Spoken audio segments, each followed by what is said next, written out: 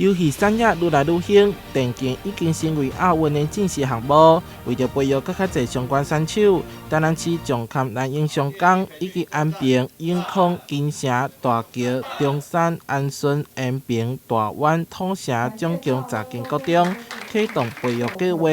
优化学生对电竞的知能。筹办所谓的电竞社团，那这个电竞社团不是去里面打游戏的哦，而是去里面做扎实的培训，电竞相关的一些训练跟纪律，甚至连体力，电竞也是需要体力的一项工作，还有各项的反应等等，团队合作精神都要在这个社团里面一一的落实。透过这个社团，我们可以截取更多的电竞兵员，让我们的台南市代表队，不管是国中端、高中端、大学端，乃至于我们的城市队，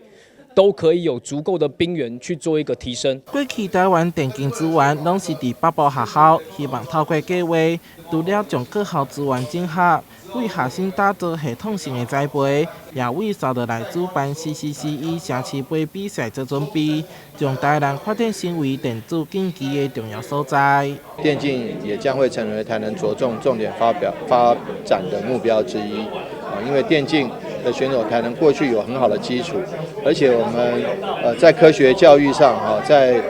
这个同学选手的一个培训上，都有一些学校在努力。在顶一届 CCCE 比赛当中，南英商港派出的26名学生就摕下冠军、亚军等真好的成绩。市府相信，透过计划训练，会当有更较侪电竞相关人才，未来也会持续举办线顶线下电竞比赛，让学生有发挥的舞台，累积实战经验。台南新闻所在采访报道。